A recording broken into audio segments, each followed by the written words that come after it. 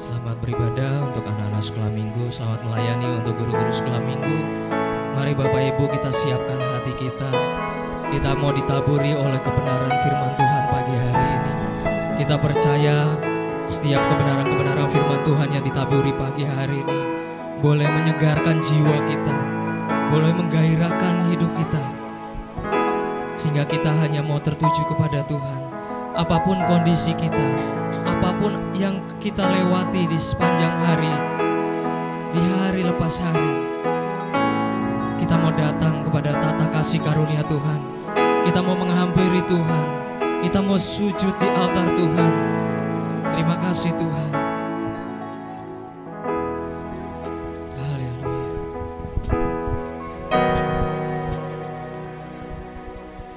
Bila hati terasa berat,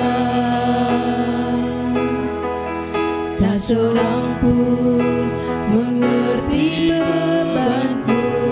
Ku tanya Yesus, apa yang harus ku buat? Dia berfirman, yes, Dia berfirman, mari datanglah. ya Tuhan. Dia selalu pedulikan aku. Ku datang Yesus, Dia pikul segala bebanku. Sujud di altarnya, ku bawa hidupku. Ku terima anugerahnya, Dia ampuniku dan bebaskanku. Oh, Dia ubah hidupku. Dia ubah hidupku, barui hatiku. Sesuatu terjadi saat datang di altarnya. Ya Tuhan, terima kasih Bapa. Bila hati terasa berat, Tak seorang pun yang tahu, tak seorang pun mengerti bebanku. Ku tanya Yesus, apa yang harus ku buat? Engkau berfirman Tuhan pada kami. Dia berfirman, mari datanglah. Dia selalu pedulikan aku. Ku datang Yesus, Dia pikul segala bebanku. Sujud Sujud di altarnya, ku bawa hidupku. kami bawa hidup kami Tuhan. Ku terima Kami terus menerima anugerah-Mu, kasih anugerah-Mu Tuhan. Iya Tuhan. dan bebaskanku. Dia ubah hidupku, barui hatiku. Sesuatu terjadi saat Mari Bapak Ibu datang. jemaat Tuhan, kita bangkit berdiri bersama-sama. Kita menyatakan dengan iman kita,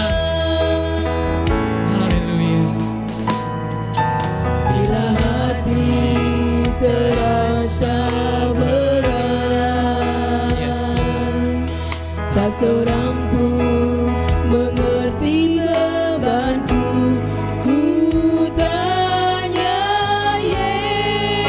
Yesus, apa yang harus ku buat? Karena setiap firman-Mu yang bisa membebaskan kami, Dia Tuhan. berfirman, mari datanglah. Dia selalu pedulikan aku. Ku datang Yesus, Dia pikul salam. Kami sujud di altar-Mu, Tuhan. Sujud di altar-Mu, ku bawa hidupku. Ku terima anugerah-Nya, Dia ampuniku dan bebaskanku. Engkau mengubah hidup kami, Tuhan. Kau ubah hidupku, barui hatiku. Sesuatu terjadi, Tuhan. Sesuatu terjadi saat datang di Katakan sekali lagi, kami sujud di altar-Mu, Tuhan. Yes, Tuhan. Sujud di altar-Nya, ku bawa hidupku. Ya, Tuhan. Ku terima anugerah-Nya, Dia ampuniku dan bebaskanku. Dia ubah hidupku. Dia ubah Yes, Tuhan. hidupku, barui hatiku. Sesuatu terjadi saat datang. Kita mau katakan dengan iman. Kami mau nyatakan dengan iman kami, Tuhan. Kami sujud di altar-Mu. Sujud di altar-Nya, Ya Rabbi, ya Rabbi, indah, ya Rabbi, kasar.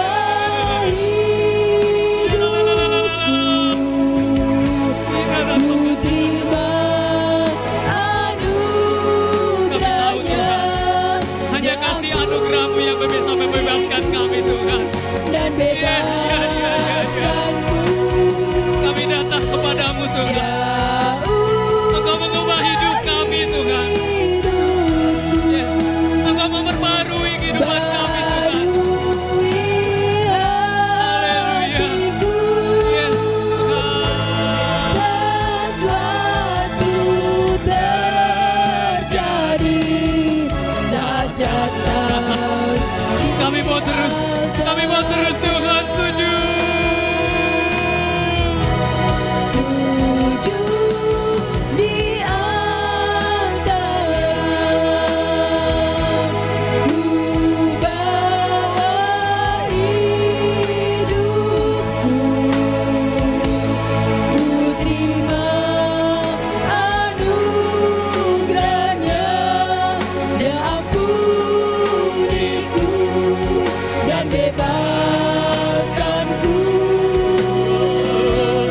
Dia ubah hidupku, barui hatiku.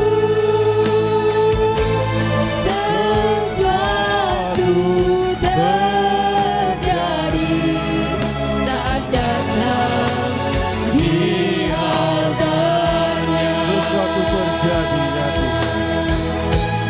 Sesuatu terjadi saat datang di altar-Nya.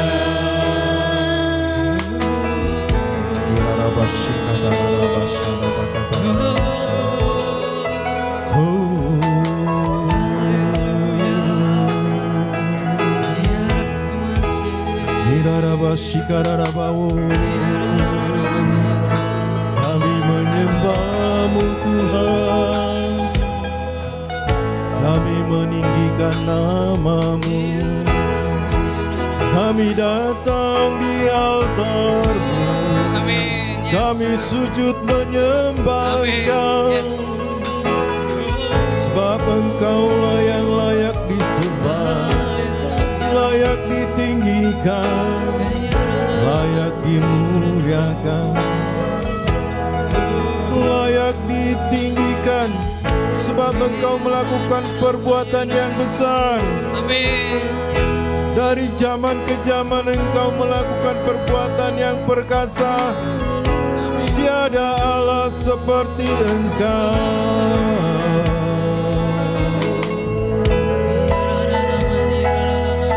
Gereja Tuhan meninggikan nama Tuhan. Amin. Gereja Tuhan datang kepadamu, sujud di altar-Mu, kita tak kasih karunia-Mu, kami berdiri teguh, menerima anugerah-Mu. Oleh sebab kasih anugerah-Mu ya Tuhan, kami boleh Tuhan di pagi hari ini menerima firman yang hidup, firman yang mengubah, firman yang melepaskan, firman yang membawa kami kepada pengenalan akan Tuhan, membawa iman kami semakin bertumbuh. Dunia tidak mengenal Engkau ya Tuhan, karena mereka tidak mengenal Engkau ya Tuhan.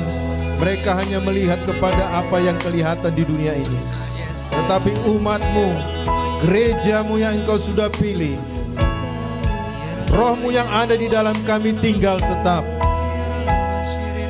yang terus berbicara dari dalam hati kami, bahwa sungguh Engkau Tuhan Bapa yang baik. Amin. Yang menggembalakan hidup kami. Amin. Yang menyediakan segala kebutuhan kami. Amin. Tuhan yang senantiasa membuka pintu-pintu berkat. Amin. Kami disembuhkan. Amin. Kami digairahkan. Kami menerima berkat anugerah-Mu. Lebih daripada semua, yaitu sungguh di dalam pengenalan, mengenal Tuhan lebih dalam lagi. Amin. Bahwa kami Roh Kudus terus berjalan di dalam pengenalan akan Tuhan, sehingga kami mengerti apa yang harus kami lakukan, apa yang harus kami perbuat, sehingga kami tetap teguh berdiri di dalam tantangan apapun Tuhan, yang boleh kami lihat, kami dengar, situasi apapun Tuhan. Amin. Gelombang apapun Tuhan. Ketika kami duduk menanti-nantikan Engkau ya Tuhan, duduk seperti Maria duduk di kaki Yesus Kristus, mengambil keputusan bahwa firman-Mu adalah solusi terbaik. Karena ada kepastian jawaban yang absolut di dalam firman-Mu. Tidak ada jawaban di dalam apapun, hanya di dalam firman-Mu. Oleh karena itu Tuhan, ketika firman-Mu disampaikan, ada kuasa mengalir. Amin. Memulihkan kami, memberikan solusi setiap persoalan kami. Apapun itu Tuhan, Engkau telah berfirman, apa saja yang Engkau minta, percayalah bahwa Engkau sudah menerimanya. Maka hal itu akan diberikan kepadamu. Haleluya. Kami mengucap syukur Tuhan, ketika kami menerima firman-Mu yang hidup, kami menerima juga apa yang menjadi kerinduan-Mu, kerinduan hati-Mu untuk kami disembuhkan, untuk kami menerima anugerah, untuk kami menerima kelimpahan kasih karunia-Mu di semua area kehidupan kami. Berfirmanlah ya Bapa, oleh Roh-Mu yang ada di dalam kami, yang akan memimpin kami ya Tuhan. Urapi setiap kami, tutup bungkus kami dengan kuasa darah-Mu ya Tuhan. Ketika kami mendengarkan firman-Mu, ketika kami mengambil bagian dalam perjamuan kudus ini Tuhan, Yes, Tuhan. kami mengalami sesuatu yang baru daripada Amin. Tuhan. Tuhan yang menjamah hati kami. Terima kasih Bapa, kami serahkan ke dalam tangan-Mu pemberitaan firman.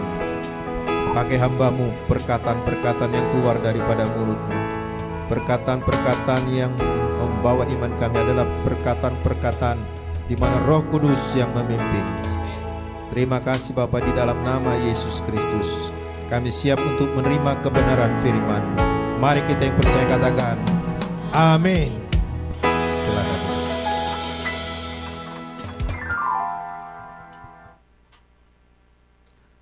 Shalom bagi kita semua. Ya.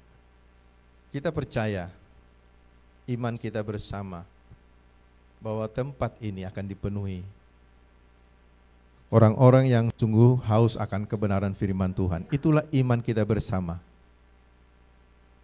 Karena firman Tuhan katakan jelas di 2 Korintus 4 ayat 13. Namun kami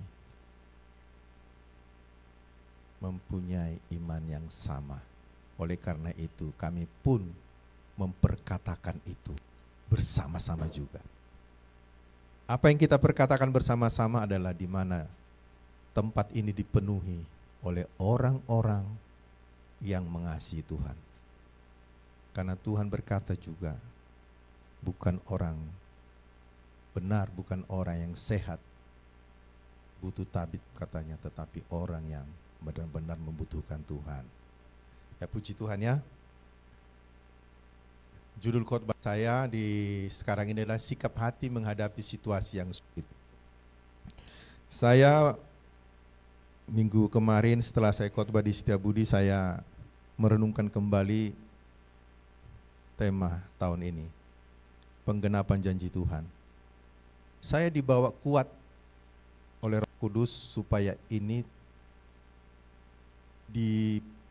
disegarkan ayat firman Tuhan ini.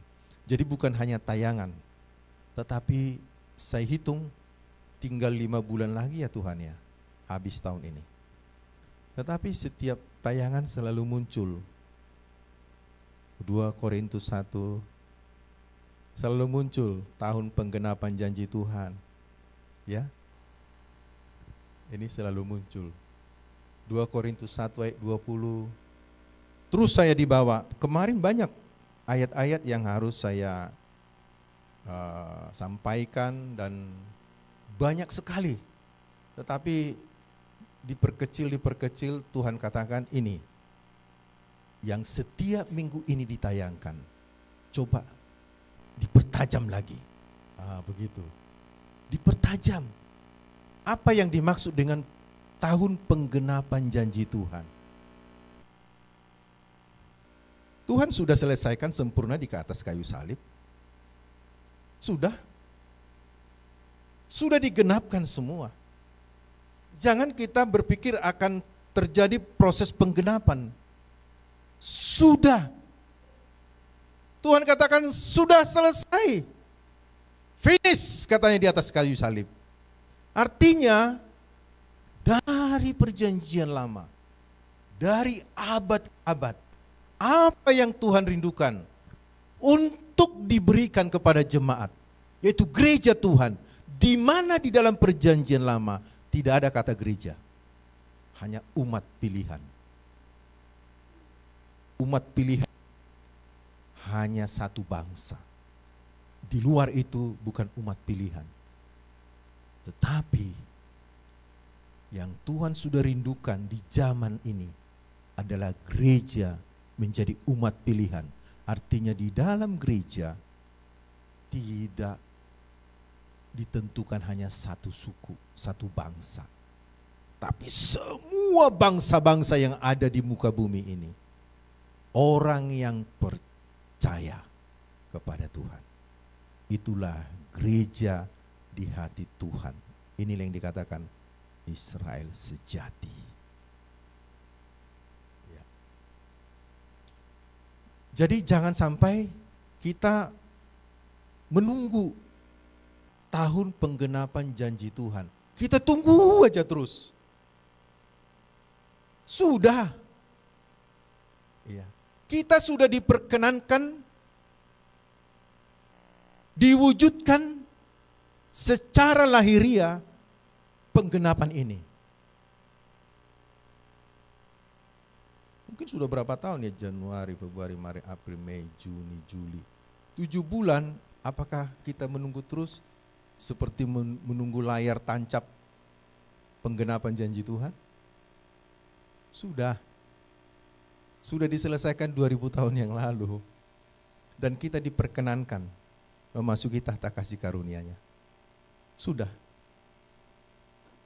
Jadi bagaimana ini bisa terwujud?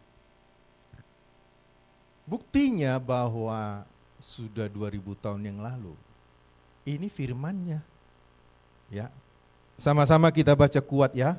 1, 2, 3. Sebab Kristus adalah ya bagi semua janji Allah. Itulah sebabnya oleh Kristus kita mengatakan amin. Untuk memuliakan Allah. Jadi dikatakan sebab Kristus adalah ya, sudah. Sudah semua digenapi janji Allah. Sudah. Dan kita belum menyambut kata amin sebenarnya.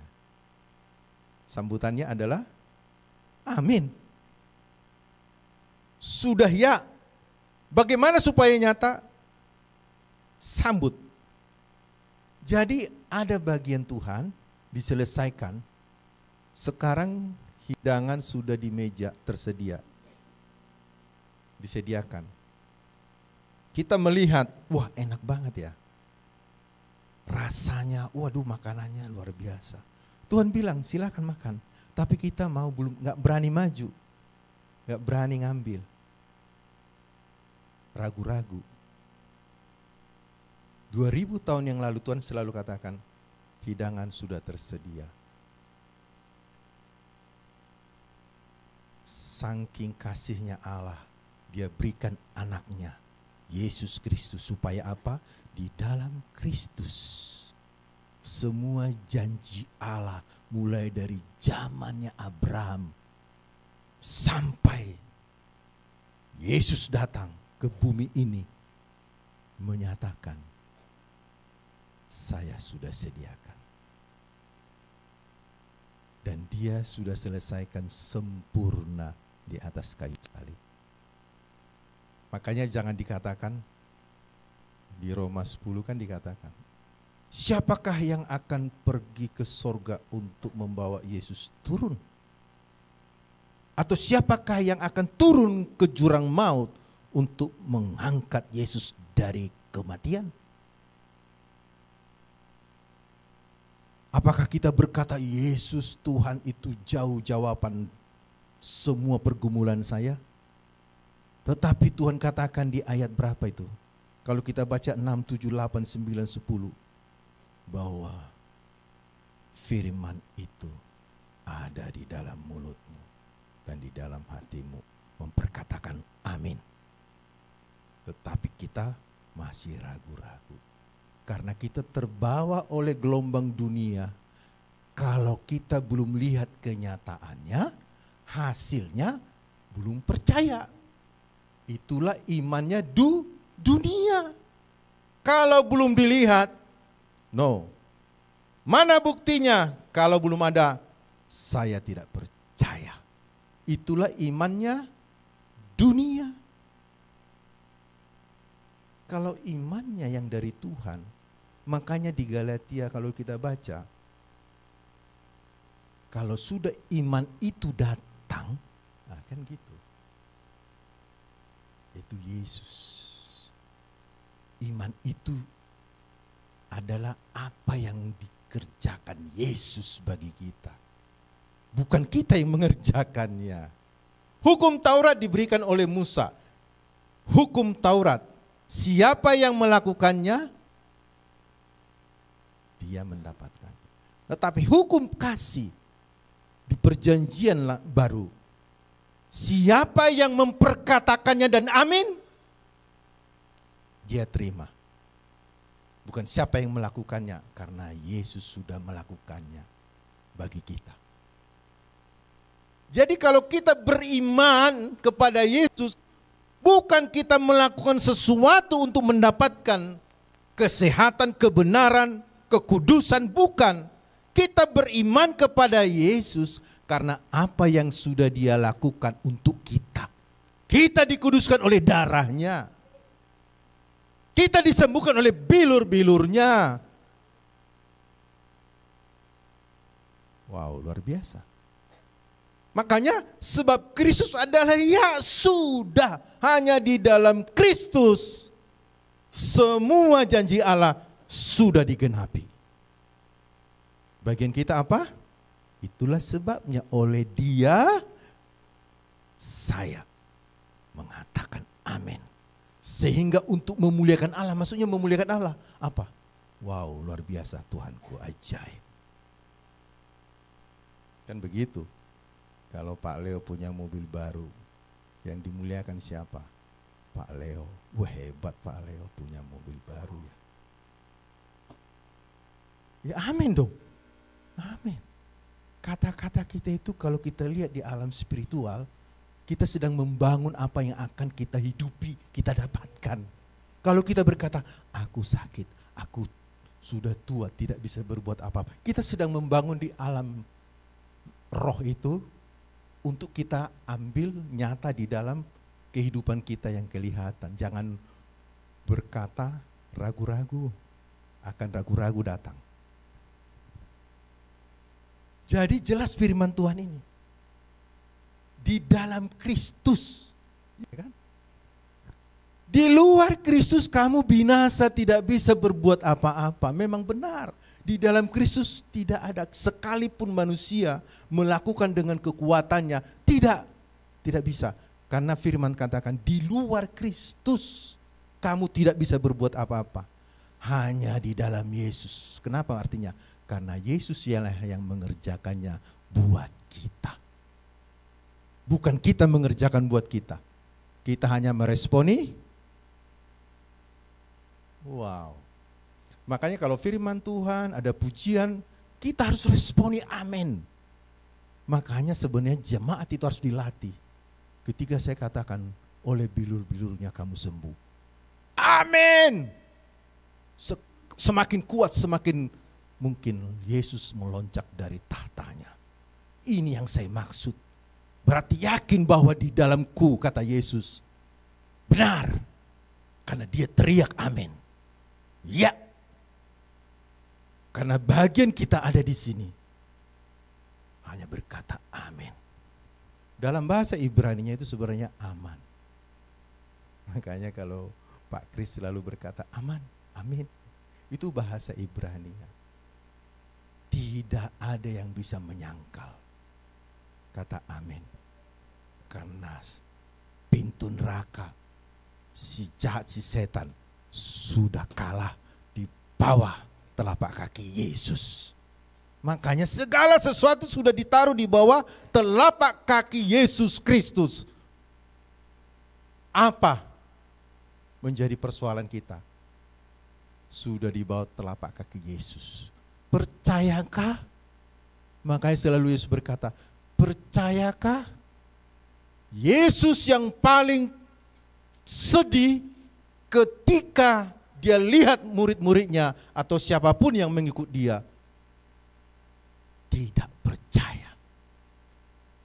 Makanya dia marah karena ketidakpercayaan. Bukan marah karena dosa.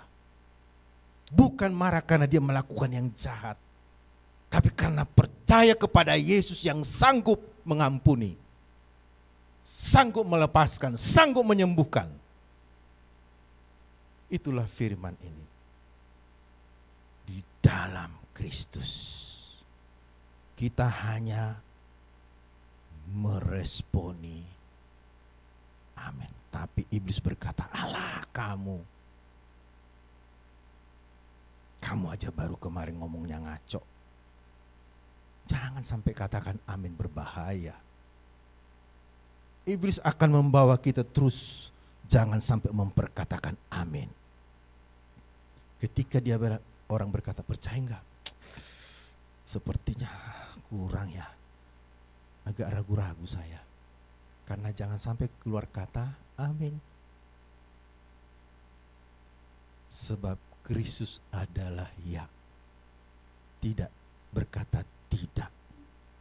Karena begitu baiknya Bapa itu. Dia berikan Yesus anaknya. Hati Tuhan tidak berkata tidak. Tidak pernah berkata tidak. Dia selalu baik untuk memberkati. Kalau ada khotbah-khotbah yang mencoba menghalangi, boleh.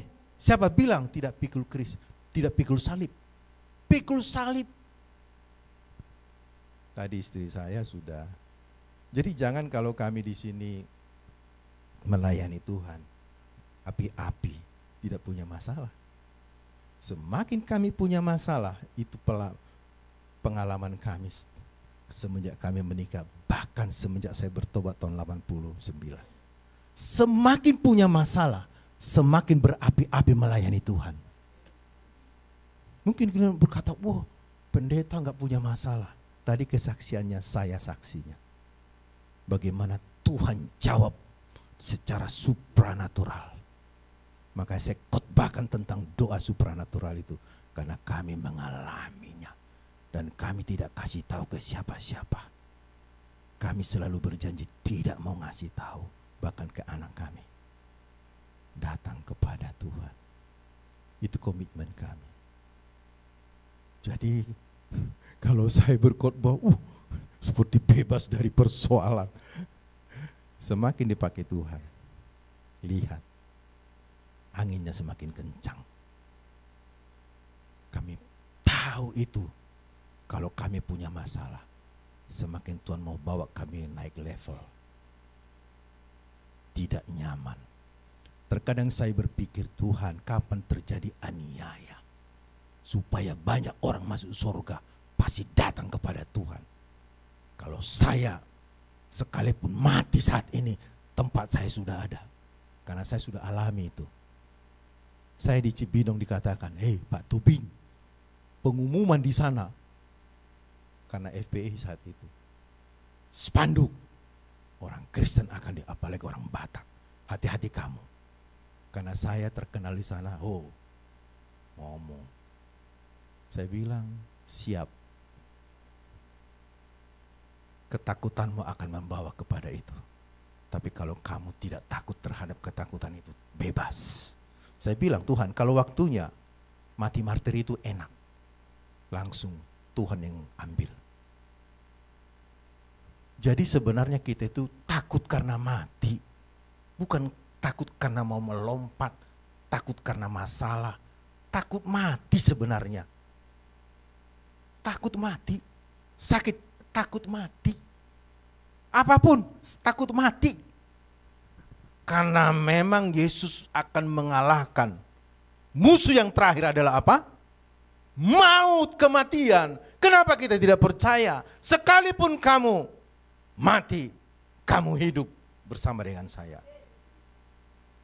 Sudah jelas, musuh yang terakhir adalah maut. Menyatakan bahwa jangan takut. Ketika si Lazarus, Marta, aduh Tuhan kenapa tidak datang? Dia proklamirkan. Supaya ketakutan ini bebas. Jadi mari kita hanya di dalam Yesus, kata Yesus ada kehidupan. Akulah jalan kebenaran dan hidup. Yohanes 14 ayat 6. Jelas itu. Yang membuat kita selama ini adalah ketidakpercayaan, keraguan-raguan. Ini musuh yang paling jahat. Musuh iman. Ya. Karena iblis tidak bisa menjamah kita, tetapi dia mau mempengaruhi kita, menipu, membohongi. Dimasukkan keraguan itu. Jadi kalau kita ragu-ragu, kalau Musa ragu-ragu waktu itu, di depannya laut, di belakang tentara bersama Firaun, tidak ada lagi jalan. Sekalipun Musa saya percaya dia ragu, tapi dia tidak mundur. Itu saja. Itulah kehebatan orang percaya. Bukan beriman itu bebas dari keraguan, ketidakpercayaan. Abraham aja 2 kali jatuh kok, tapi dia bapak beriman. Tetapi masalahnya apa? Dia tidak berhenti dan mundur. Di dalam keraguan ketidakpercayaannya, dia tetap maju. Itu saja, karena dia tahu yang mengerjakannya adalah Yesus. Dan sudah diselesaikan sempurna di atas kayu salib. Itu saja. Makanya Tuhan katakan jangan khawatir, karena dia tahu kita manusia khawatir. Makanya kita punya Bapa yang baik. Makanya dikatakan di bawah kepak sayap kita berlindung. Kan gitu Mazmur 91. Orang yang benar yang duduk di tempat yang maha tinggi dan bermalam di bawah naungan yang maha kuasa akan berkata kepada Tuhan, Allahku yang kupercaya. Jadi jangan ragu-ragu berkata amin sekalipun kita terkadang kurang. Masih ragu? Tidak mungkin. Kata dokter, penyakit ini tidak mungkin sembuh. Benar. Siapa bilang pengetahuan? Jelas tidak bisa disangkal. Kalau dunia berkata tidak mungkin ini, kata ahlinya, secara ilmu kesehatan sudah diperhitungkan segala macam dengan maksimal. Kehebatan seorang ilmu kedokteran berkata tidak mungkin. Itulah keterbatasan manusia. Kita harus menerobos tembok-tembok keterbatasan ini di dalam Kristus. Sehingga namanya dipermuliakan. Wow, hebat Allahku. Makanya dikatakan untuk mempermuliakan Allah. Bagaimana untuk mempermuliakan Allah? Greget berkata amin. Sekalipun dokter katakan ini, tapi aku punya dokter di atas segala dokter. Dia berikan jaminan oleh bilur-bilurnya. Saya sudah sembuh. Sekalipun ke dokter, sekalipun kita makan obat, tetapi bukan karena dokter obat yang membuat kita sembuh, tetapi ada iman. Roh Kudus ada di dalam kita. Tidak ada di slide saya bikin, coba tolong ditampilkan 1 Petrus 2 ayat 23, 24. Kita lihat di sini. Ini praktek sebenarnya. Kita lakukan praktek. 1 Petrus 2. Ya.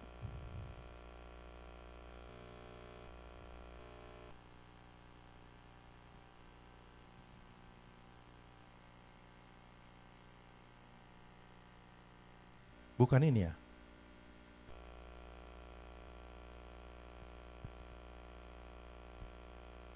Satu Petrus 2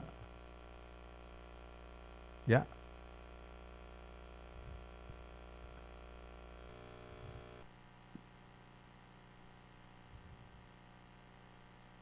Dua empat, langsung ke 24 aja.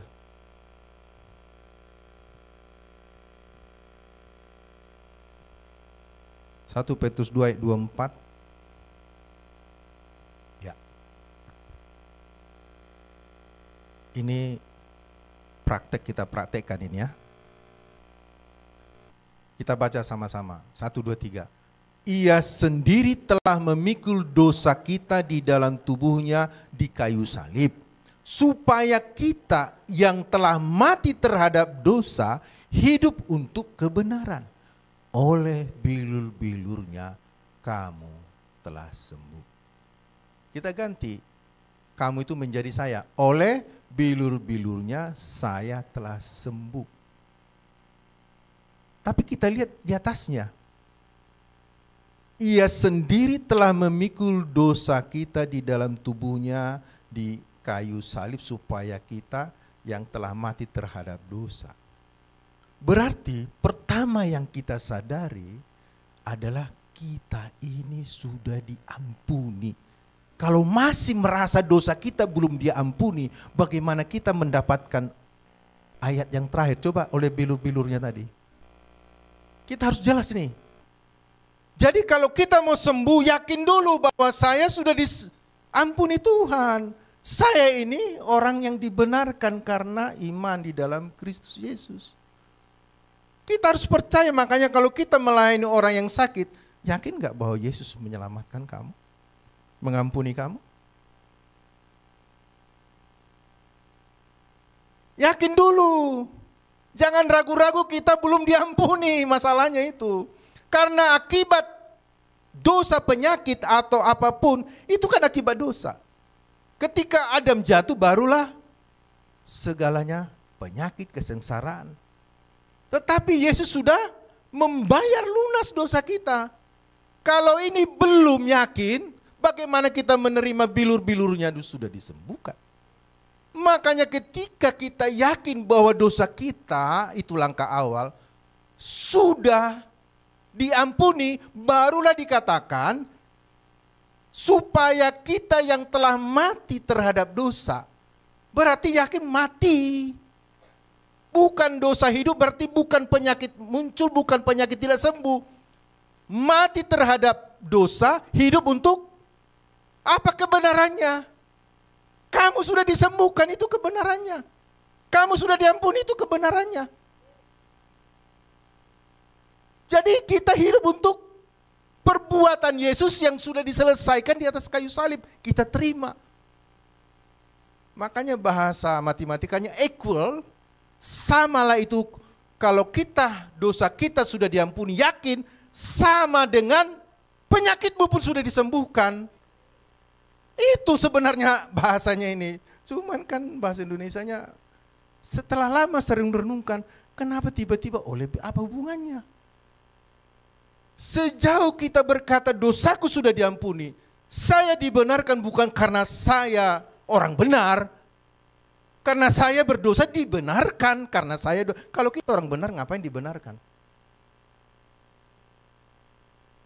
Tidak bisa kita dibenarkan karena orang benar. Yesus datang karena kita berdosa. Itu saja. Jadi kalau masih merasa, aduh, mana mungkin? Ragu-ragu bahwa dia sudah diampuni. Karena kita kenapa ragu-ragu? Karena kita selalu memang masuk di dalam ukuran keterbatasan waktu. Tuhan yang menciptakan waktu dulu, sekarang, sampai selama-lamanya. Tuhan yang menciptakan. Tetapi Tuhan di luar waktu. Makanya dia Alfa dan Omega. Ketika Tuhan katakan, aku sudah menyembuhkan kamu, aku sudah mengampuni dosamu, dosa mana? Dosa dari pihak Tuhan. Dia di luar waktu, unlimited. Tetapi kita selalu, iblis berkata, iya kamu sudah terima Yesus, tapi sampai terima Yesus, dosa selanjutnya belum. Berarti sama aja kita menghina karya Yesus di atas kayu salib. Begitu kasihnya luar biasa. Dia mengampuni dosa kita. Bagaimana mungkin dosaku begitu besar, begitu ini segala macam. Gak mungkin saya menerima apa yang Tuhan sediakan. Itu selalu dicekokin. Iblis memutar balik fakta daripada firman Tuhan. Selalu dia memutar balik.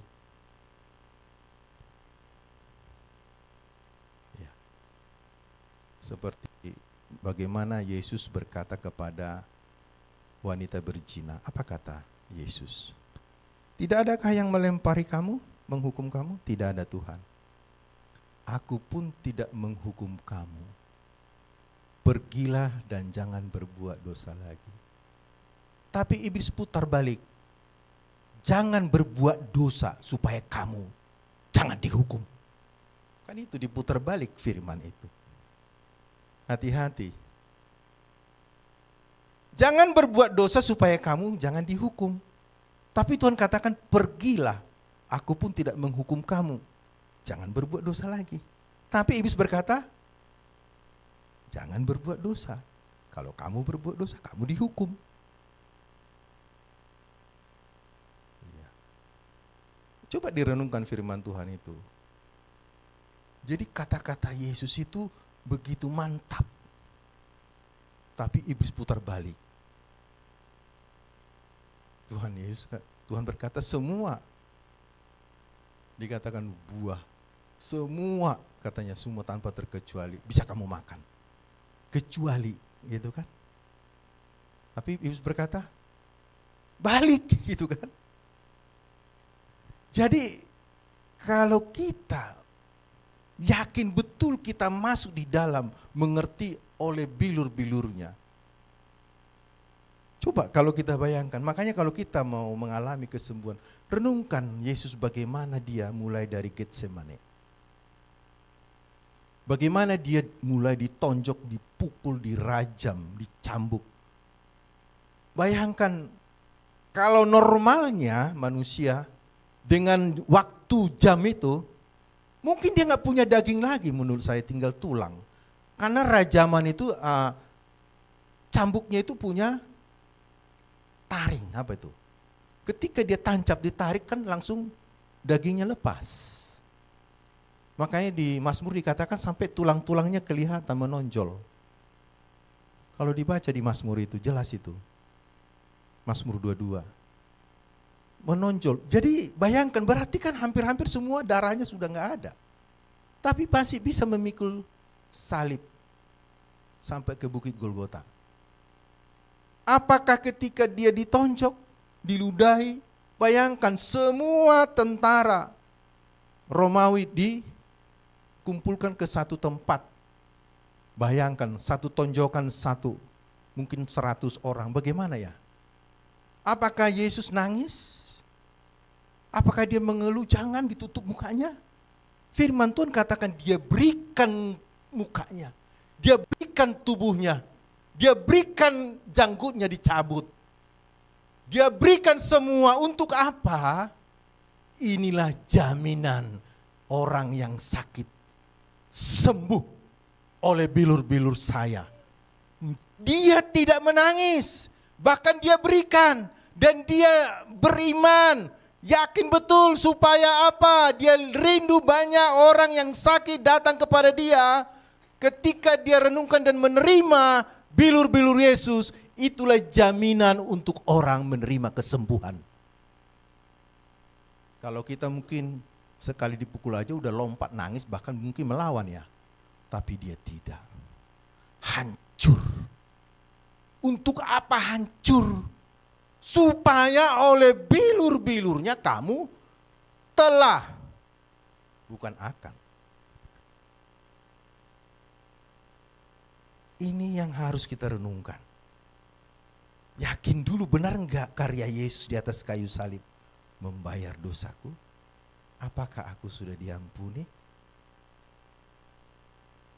Jangan kita menjadi Kristen seperti orang yang tidak mengerti apa karya Yesus. Keuntungannya buat kita.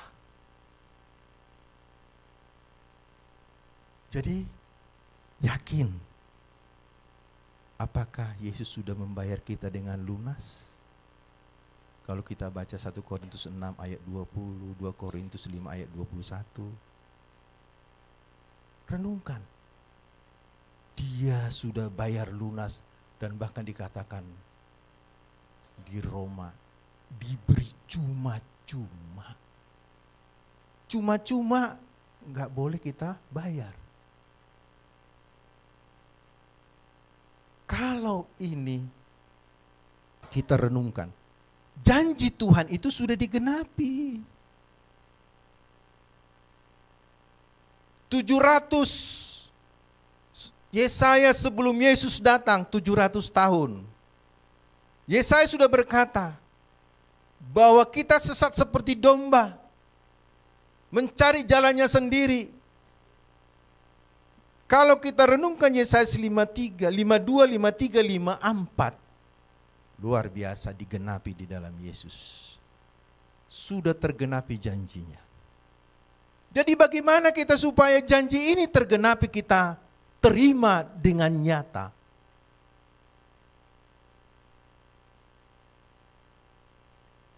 Tuhan, terima kasih. Engkau sudah membayar seluruh dosa saya. Dulu, sekarang, sampai selama-lamanya. Engkau mati di salib, dicambuk untuk dosa saya, penyakit saya, kesengsaraan saya, kutuk saya. Semua dosa, semua penyakit, semua kesengsaraan sudah ditangguhkan ke tubuh Yesus. Dan aku diganti posisi. Tubuh Yesus yang sehat, tubuh Yesus yang diberkati, tubuh Yesus yang luar biasa digantikan oleh tubuhku yang fana, yang berdosa ini. Ini yang kita renungkan. Kasih Yesus ditunjukkan ketika kita diganti posisi di atas kayu salib.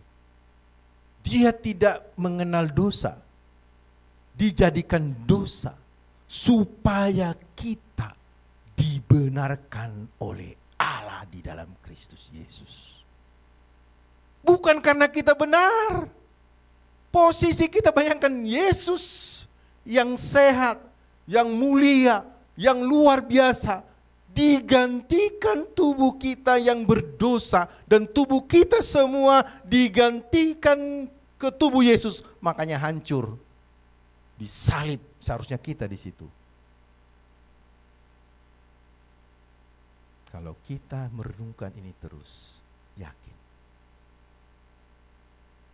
Tanpa kita sadari, ada tangan yang tidak kelihatan.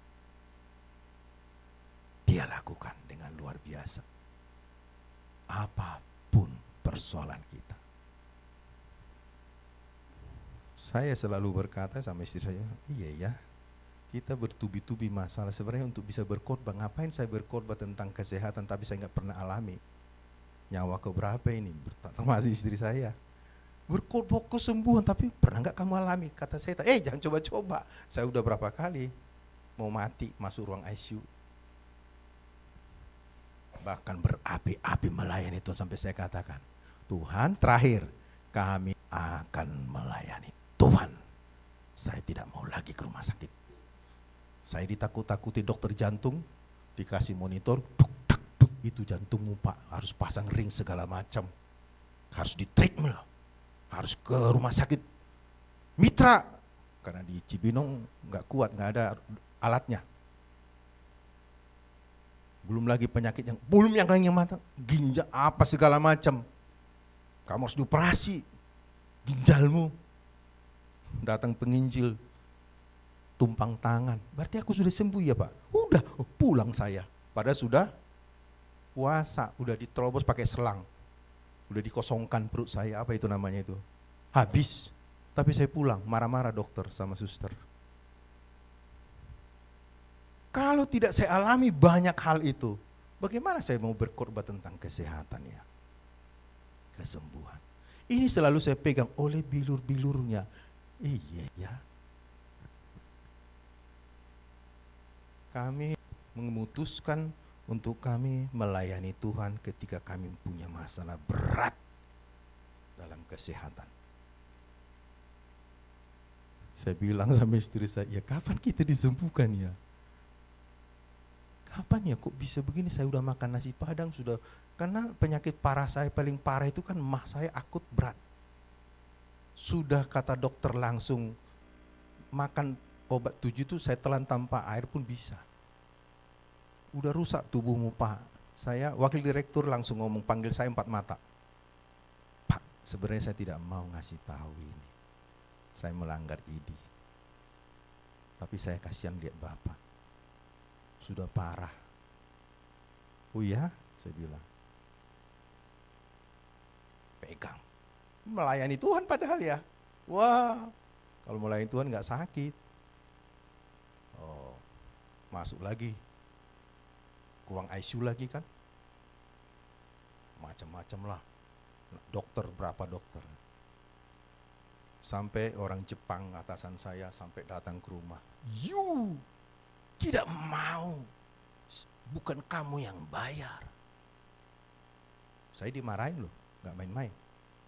Saya ambil keputusan.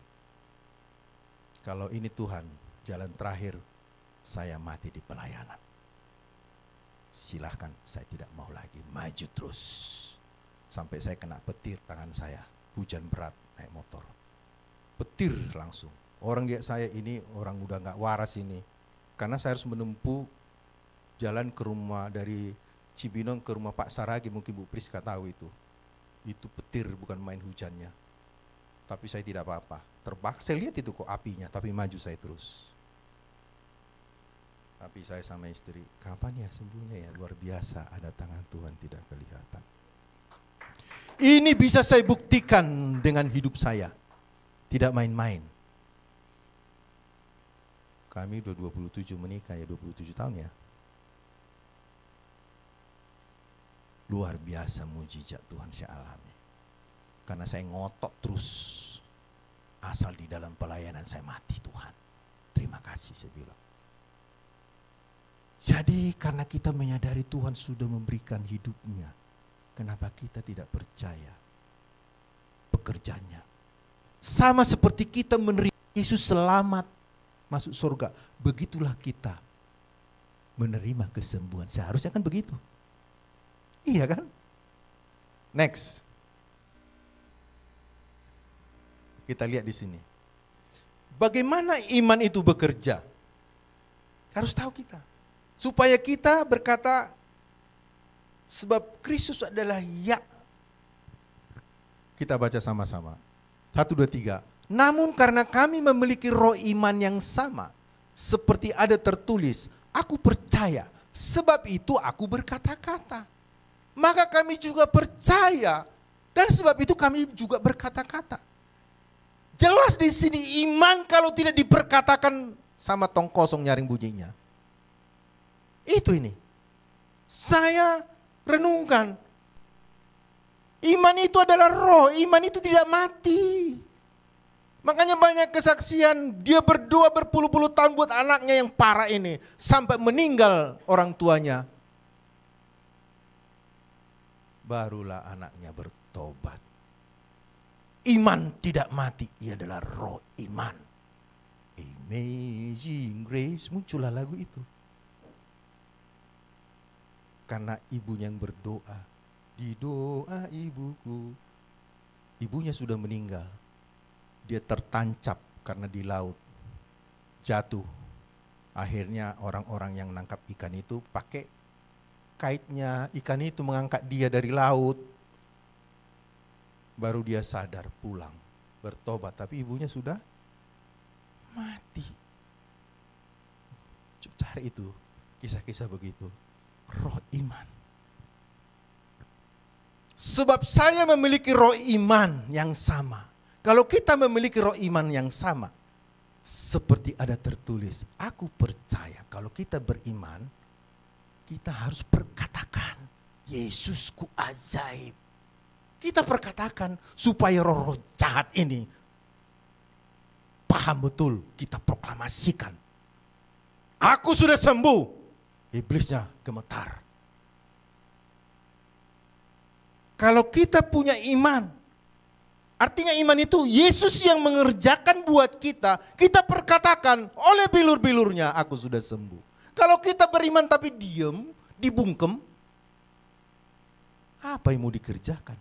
Iman tanpa perbuatan adalah mati. Memperkatakan. Perbuatan itu adalah sikap. Meresponi. Tubuh kita meresponi. Yesus hancur buat tubuhku yang sakit. Kita perkatakan. Itulah yang dikatakan orang beriman. Iya kan? Saya nggak tampilkan sini Roma 10 tadi. Firman iman itu ada tidak jauh daripadamu tetapi dekat kepadamu, yakni di dalam mulutmu dan di dalam hatimu. Hati yang percaya dibenarkan dan mulut orang mengaku disembuhkan. Itu maksudnya. Diselamatkan, dibebaskan, dilepaskan, diberkati. dilepaskan dari kutuk kemiskinan. Diselamatkan itu maksudnya perkatakan. Dengan mulut mengaku dan diselamatkan. Berarti kita punya satu kunci. Dengan hati dibenarkan. Mari kita isi hati kita dengan firman. Itu masalahnya.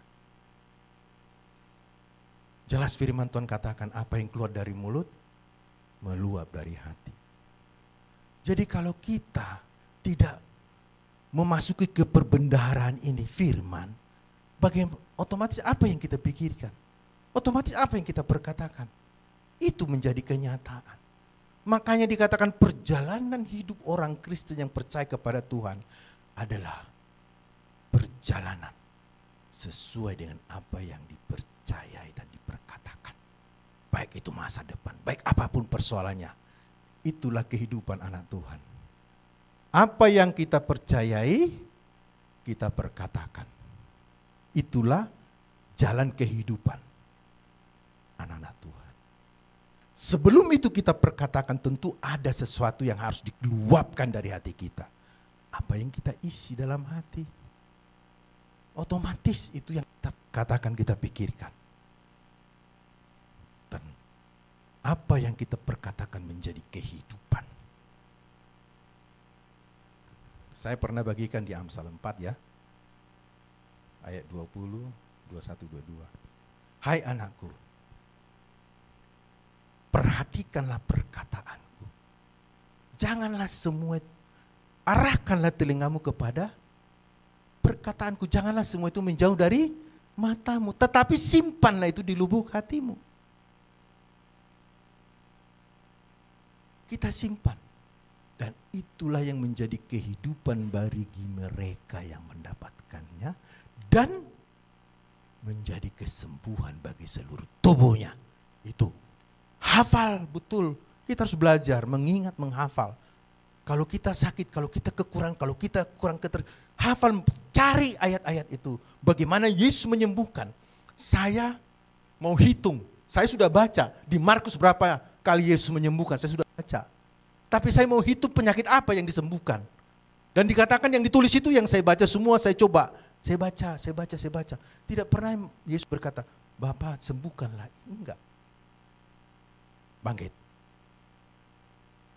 Apa yang aku perbuat buat kamu? Supaya rabuni, supaya mataku terbuka. Jadi, perkatakanlah kepada persoalanmu. Perkatakan kepada apa saja. Next. Biar lebih tajam lagi nanti ya. Ada 5 ayat saya buat ini. 1, 2, 3 kita baca ya. 1, 2, 3. Siapa yang mau mencintai hidup dan mau melihat hari-hari baik, ia harus menjaga lidahnya terhadap yang jahat dan bibirnya terhadap ucapan-ucapan yang menipu. Pasti yang menipu adalah iblis. Sumbernya iblis. Jadi gini maksudnya, siapa yang mau mencintai hidup? Hidupnya begitu ketika dia mau Senin sampai Minggu juga. Wow, luar biasa Tuhan. Hidupku ada di dalam Tuhan. Itu siapa yang mau mencintai hidup. Artinya mengalami damai sejahtera, mengalami sukacita, mengalami buah-buah roh itu. Mengalami apa yang Tuhan sediakan. Siapa yang mau mencintai hidup dan melihat hari-hari baik, baik masa depan. Kita harus perkatakan masa depanku ada di tangan Tuhan. Bukan di tangan keadaan ini. Di tangan Yesus. Kita harus jaga lidah kita. Makanya hati-hati. Jadi sebenarnya gini, apa yang kita perkatakan sebenarnya kita lagi membangun. Kalau banyak perkataan kita mengeluh, kita lagi membangun keluhan ini. Kalau kita membangun banyak yang baik, kita membangun yang baik. Dan akan kita tuai.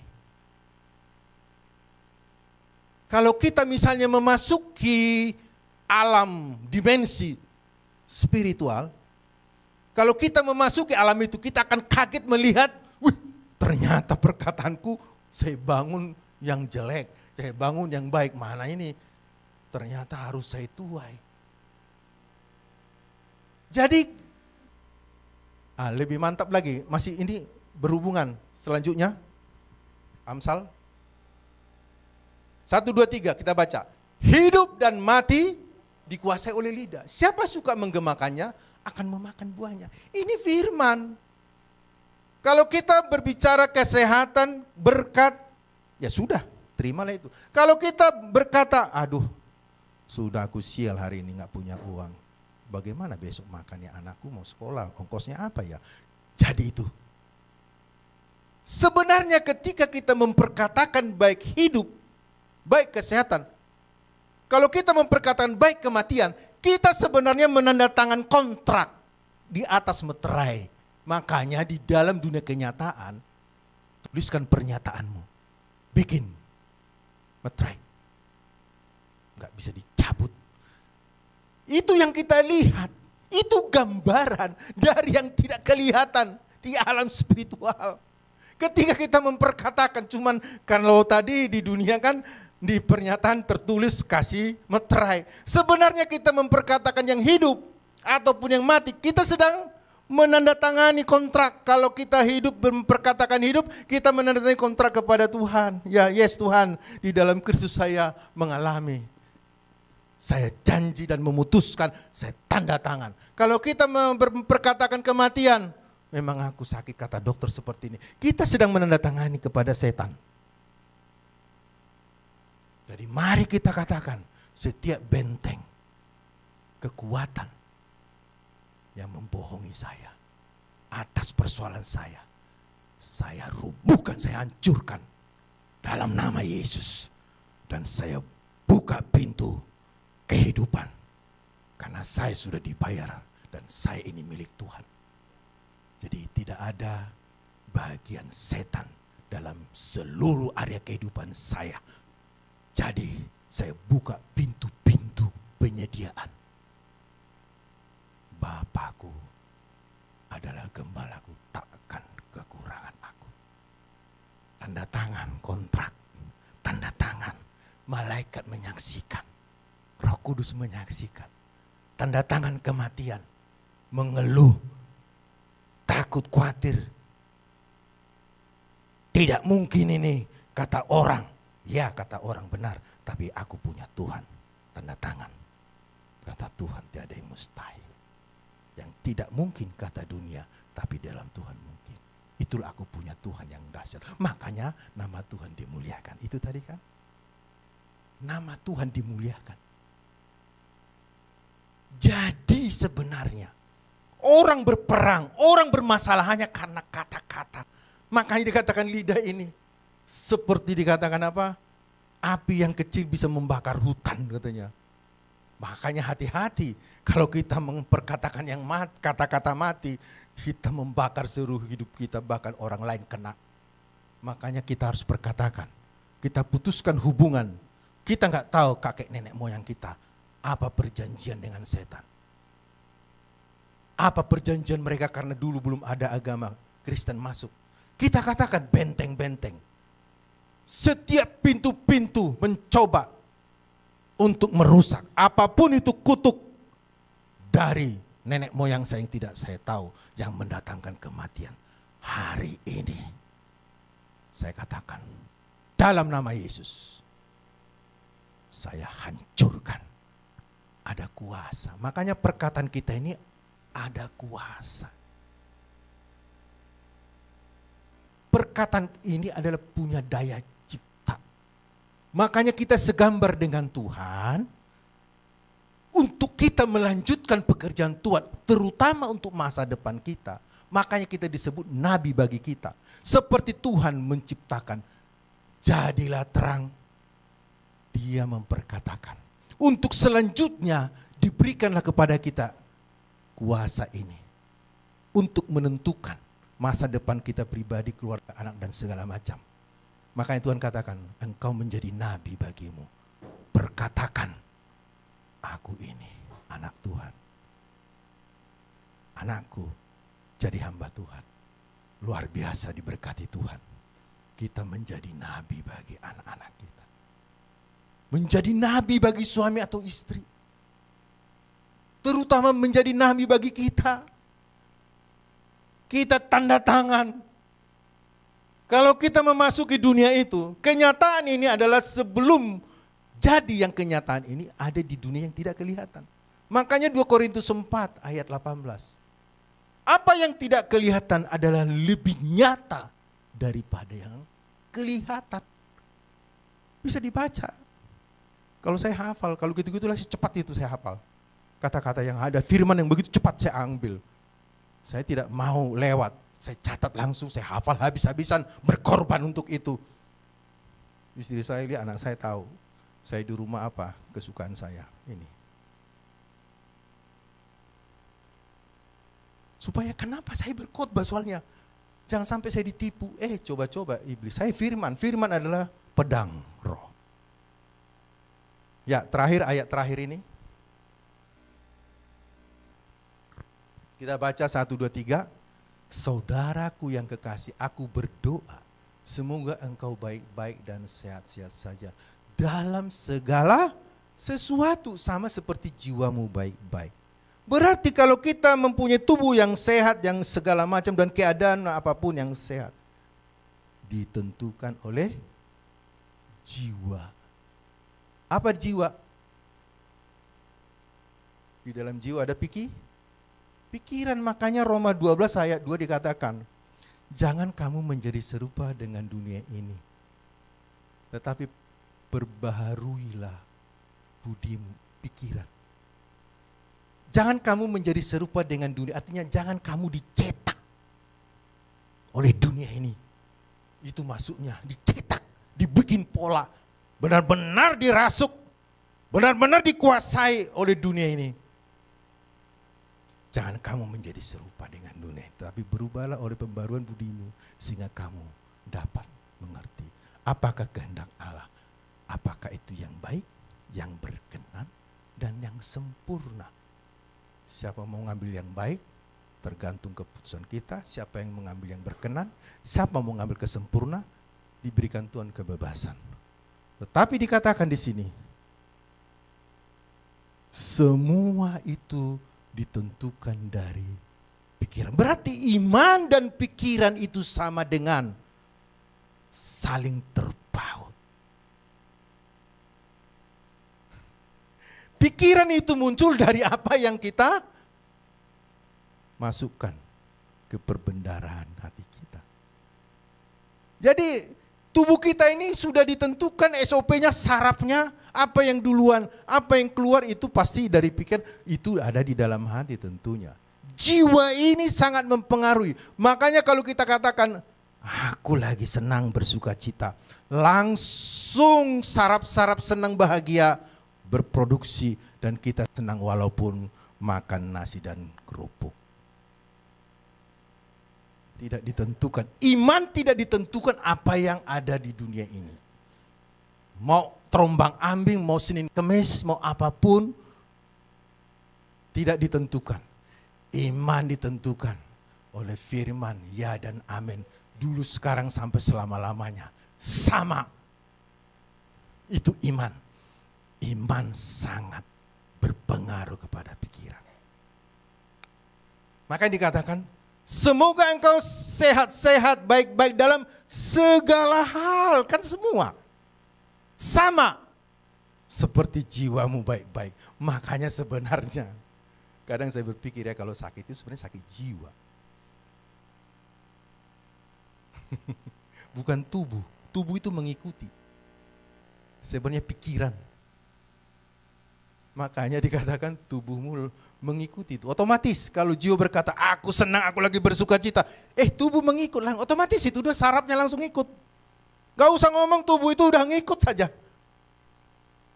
Itu jiwa. Makanya jiwa itu di tengah, ya kan? Roh, jiwa, dan tubuh. Jiwa itu sangat kuat. Itulah yang diberikan Tuhan kepada manusia untuk kita memilih free will, kebebasan. Dia mau lihat senang ketika dia mengerti kebenaran ini. Makanya kalau kita beriman tapi kita tidak pernah baca firman, apa yang kita simpan dalam hati? Karena akan kita perkatakan, kita pikirkan adalah apa yang dari dalam perbendaharaan. Ketika kita perkatakan ada daya cipta, apakah itu mati dan hidup, kita tanda tangan kontrak. Itu selesai. Berarti iman. Ini dulu dasarnya. Benar, tetap kembali kepada firman. Ada yang lain. Firman itu ya dan amin. Jadi tadi saya katakan, kalau mau kita melihat hari-hari, kalau kita mau melihat sehat hari-hari kita yang baik, segala sesuatu. Makanya tadi 5 ayat ini sebenarnya banyak sekali, tapi saya ambil 5, saya renungkan terus. Oh ya, ini sajalah Tuhan cukup. Bagaimana sebenarnya kita berjalan. Makanya dikatakan Ibrani 11 ayat 6, tetapi tanpa iman tidak mungkin orang berkenan kepadaku. Barang siapa paling kepada Allah, artinya percaya dan aku yakin Allah ada. Harus yakin percaya Allah itu ada. Bahwa dia memberikan upah kepada orang yang sungguh-sungguh mencari dia. Cari dahulu kerajaan Allah dan benar, maka semua akan ditambahkan kepadamu. Orang yang sungguh-sungguh akan menerima anugerah. Karena lebih nyata ini. Wow, luar biasa ya. Bagaimana kita supaya tergenapi janji Tuhan? Tergantung kepada respon kita. Apakah kita sungguh-sungguh yakin bahwa tahun ini aku bebas? Bebas dari apa segala sesuatu, seperti jiwaku. Ya perkatakanlah itu. Hidup dan mati dikuasai oleh dia. Siapa suka ngomong aja yang hidup. Aku sehat, aku kuat, aku diberkati. Aku mengalami pemulihan. Tahun ini Tuhan, saya tanda tangan kontrak. Dalam nama Yesus. Iblis langsung kabur. Karena sudah tanda tangan terus sama Tuhan. Roh Kudus saksi, malaikat berkumpul. Mari kita berdoa. Bapa, sungguh kami mengucap syukur. Bagaimana Tuhan begitu peduli kepada setiap kami anak-anak-Mu. Engkau Bapa sungguh baik. Sungguh baik selalu memberikan kepada kami harapan yang pasti. Bukan seperti harapan orang dunia tidak menentu, tetapi di dalam Tuhan harapan yang pasti. Di mana setiap kami berdoa, kami mempunyai harapan, jawaban yang absolut, ya, di dalam Yesus Kristus, dan kami perkatakan amin. Amin terhadap semua apa yang Tuhan sudah kerjakan di atas kayu salib. Sehingga kami menjadi anak-anak-Mu, menjadi ahli waris, di mana kami menerima warisan apa yang Tuhan sudah kerjakan di atas kayu salib. Berkata sudah selesai, semua sudah tergenapi. Bawa kami Roh Kudus untuk terus memperkatakan janji-janji Tuhan. Memperkatakan firman, supaya jiwa kami dipenuhi hanya dengan firman, hanya dengan janji-janji Tuhan, hanya dipenuhi dengan perkataan-perkataan Tuhan. Di mana Tuhan akan memperkatakan lewat mulut lidah kami, yaitu firman kehidupan itu. Tuhan sudah pakai kami menjadi saluran memperkatakan, karena Roh-Mu yang ada di dalam kami, Roh yang mengajari kami, Roh yang akan memperkatakan lewat mulut kami. Ketika kami mengerti ini Tuhan, mulai hari ini kami memperkatakan yang hidup, yang sehat, yang baik-baik. Karena itu menguntungkan bagi hidup kami, supaya kami menjadi saksi. Dimulai daripada kehidupan kami, kami bisa menyaksikan karena Tuhan sudah memulihkan kami, memberkati kami, menguatkan kami, menyembuhkan kami, menyelamatkan kami, melepaskan kami dari pengaruh dunia ini. Kami dilepaskan dari cetakan dunia ini, doktrin dunia ini.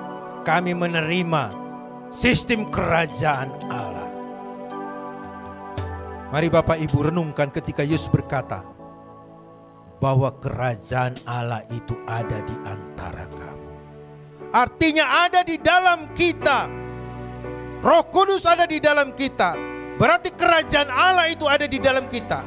Kita harus pakai sistem kerajaan Allah. Karena kita adalah imamat yang rajani bagi Allah. Kita harus menjadi nabi bagi kita. Kita menjadi imam bagi keluarga kita. Kita menjadi raja atas setiap keputusan, yaitu keputusan yang hidup, yang tidak bisa diganggu gugat oleh setan. Kerajaan itu ada di dalam kita. Makanya Tuhan berkata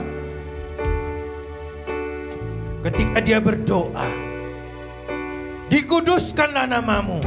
Artinya kita dipisahkan untuk Tuhan. Dikuduskanlah namamu. Jadilah kerajaanmu. Yes, sudah jadi di dalam hati kita. Sistem kerajaan Allah itu sudah ada. Inilah identitas kita, natural kita.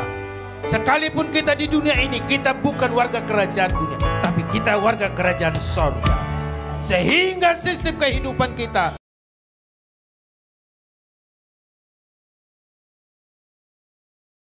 jadi di dunia ini, tetapi dipengaruhi oleh kerajaan Allah yang Dia sudah tetapkan bahwa kita, setiap kita menerima yang baik daripada Tuhan. Semua yang baik datangnya dari atas, dari Bapa yang mengasihi kita. Tidak ada perubahan sedikit pun oleh karena kondisi dunia ini. Ya dan amin bagi semua janji-janji Tuhan. Kami perkatakan terus Tuhan, bahwa kami adalah orang dibenarkan karena iman di dalam Kristus Yesus. Kami adalah orang-orang yang paling disayang oleh Bapa. Sehingga kami Tuhan layak untuk menerima apa yang Tuhan sediakan. Mari Bapak Ibu, beranikanlah dirimu. Firman katakan, memasuki tahta kasih karunia, bukan tahta penghukuman, bukan tahta sakit penyakit, bukan tahta kekurangan, kutuk atau apapun, tetapi tahta kasih karunia, yaitu kebaikan-kebaikan yang Tuhan miliki. Percayalah bahwa Allah memenuhi segala keperluan kita di semua area kehidupan kita menurut kekayaan yang Tuhan miliki di sorga. Efesus berkata, terpujilah Allah Bapa Tuhan kita Yesus Kristus, bahwa di dalam Yesus Kristus kita sudah menerima anugerah kekayaan di sorga. Dan jadilah di bumi ini seperti di sorga, menjadi nyata bahwa yang baik itu menjadi milik anak-anak Tuhan. Terima kasih Bapa, kami mengucap syukur. Firman-Mu lah yang menguatkan kami, membawa kami terus semakin bertumbuh di dalam pengenalan akan Tuhan. Terima kasih Bapa, bahwa jemaat-Mu ini Tuhan, terus Tuhan, maju terus, naik dan bukan turun. Selalu berkata, aku percaya, oleh karena itu aku berkata-kata, sehingga terjadi mukjizat, manifestasi Roh Kudus terjadi. Roh yang membangkitkan Yesus dari antara orang mati akan menghidupkan tubuh kami yang fana, menyegarkan tubuh kami yang fana, dan kesehatan Yesus yang akan menumbuhkan sel-sel setiap tubuh kami yang sakit. Sel-sel tubuh kami hidup. Semua organ-organ tubuh kami sehat, berfungsi dengan baik.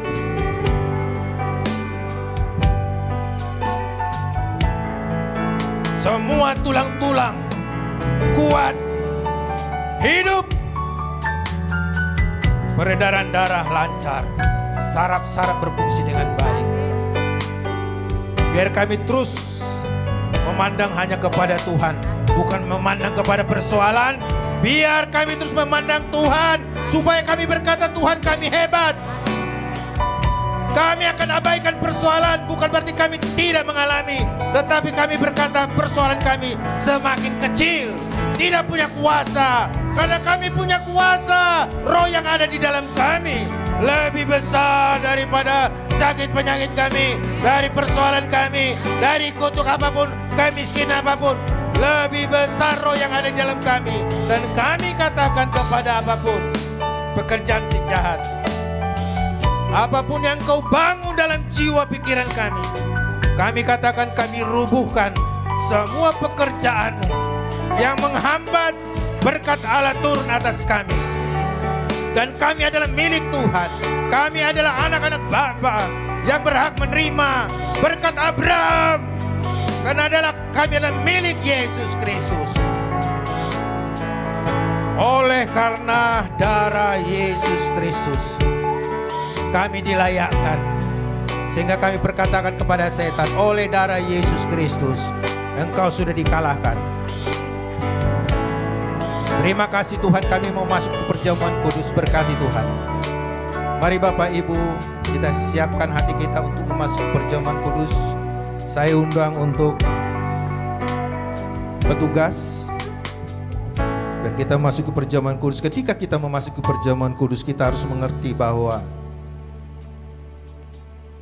tubuh dan darah Yesus menjadi jaminan. Kita menyatu dengan tubuh dan darah Yesus Kristus. Firman Tuhan katakan, sebagaimana Yesus ada di sebelah kanan Allah Bapa, demikianlah kita di bumi ini. Kalau Yesus di sana sehat, kita pun sehat di bumi ini. Itulah firman Tuhan. Kita harus mempunyai keberanian percaya bahwa sebagaimana Yesus di sorga, demikianlah kita di bumi ini. Berkati Tuhan roti dan anggur ini.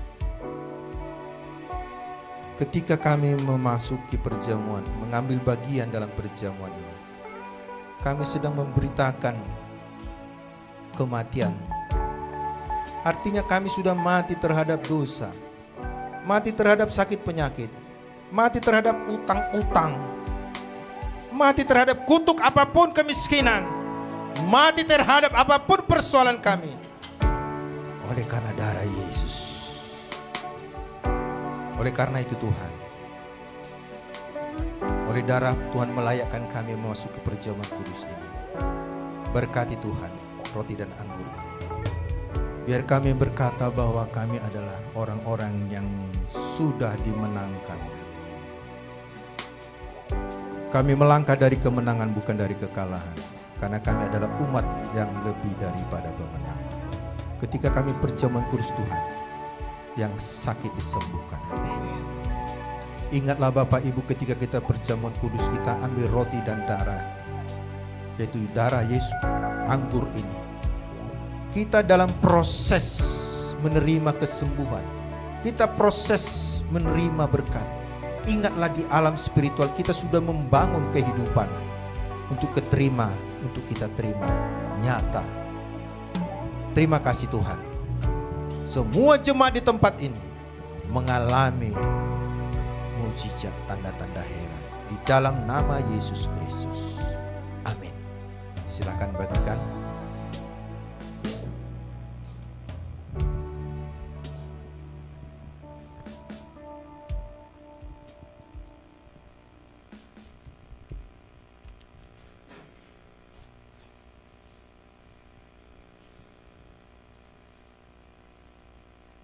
Ya, saya undang kita untuk berdiri ya, memasuki perjamuan kudus.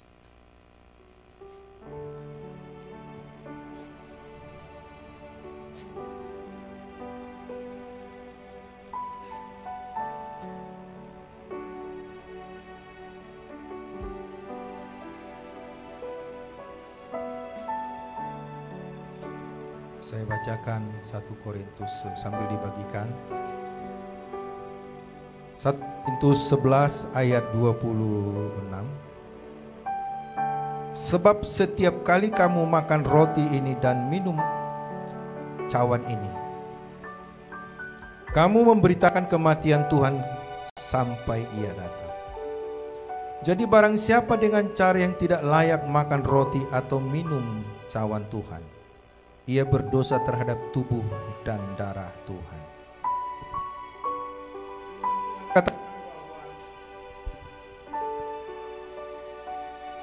Ketika kita perjamuan kudus dengan cara yang tidak layak,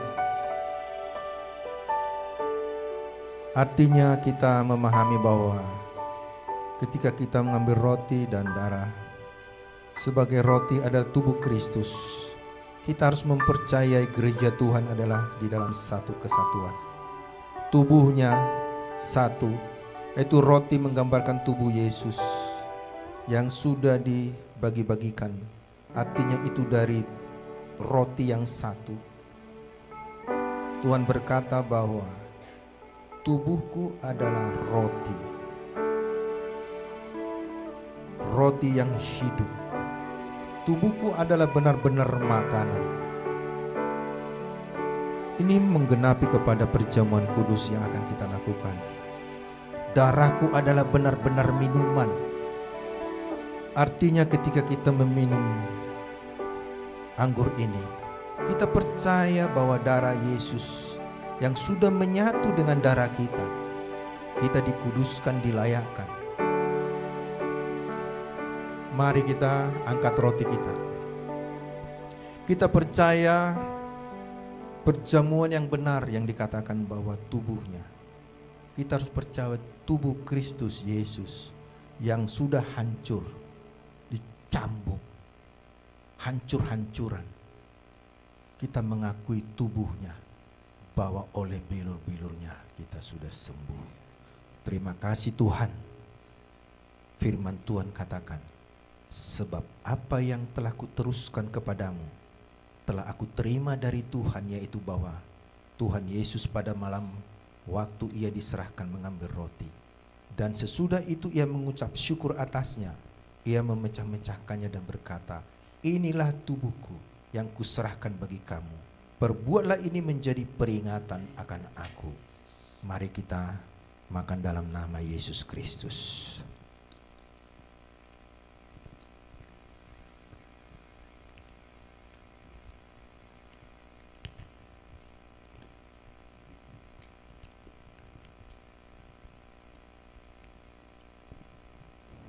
Mari kita angkat anggur tangan kanan kita. Demikian juga ia mengambil cawan sesudah makan lalu berkata, cawan ini adalah perjanjian baru yang dimeteraikan oleh darahku. Perbuatlah ini setiap kali kamu meminumnya menjadi peringatan akan aku. Dalam nama Yesus Kristus mari kita minum.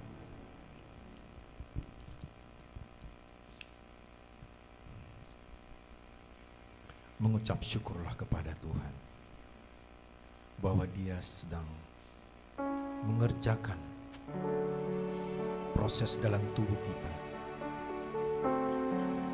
Kita tidak tahu apa yang lemah dalam tubuh kita, tapi ketika perjamuan kudus ini kita terima dengan ucapan syukur, kita menerima tubuh dan darah Yesus Kristus, di mana 2000 tahun yang lalu Dia sudah serahkan di atas kayu salib bagi kita, bagi kesehatan kita, bagi keselamatan kita. Keselamatan bukan hanya masuk ke sorga, tetapi keselamatan dari semua persoalan apapun. Ketika persoalan kita hadapi, kita mengalami jalan keluar, ada mujizat. Kita tidak tinggal dalam persoalan. Persoalan bukan jalan terakhir, tetapi itu membawa kita untuk memuliakan nama Yesus Kristus. Yang sakit disembuhkan, yang terikat dilepaskan, yang berkekurangan ada ketersediaan sumber daya dari sorga. Dan kami mengucap syukur ya Tuhan, sorga terbuka, kami menerima, kami memasuki tahta kasih karunia-Mu di sana. Semua tersedia sesuai dengan kebutuhan kami ya Tuhan, sehingga kami bisa menyaksikan ini kepada banyak orang, bahwa kami adalah benar-benar sungguh anak-anak Tuhan yang menerima tubuh dan darah Yesus Kristus. Terima kasih Tuhan untuk kebenaran firman-Mu. Terima kasih untuk perjamuan kudus ini. Kami mengucap syukur. Biarlah Tuhan, jemaat Tuhan di tempat ini adalah jemaat yang Tuhan sudah pilih untuk memberitakan kabar baik. Terima kasih Bapa, di dalam nama Yesus Kristus kami sudah berdoa dan mengucap syukur. Amin.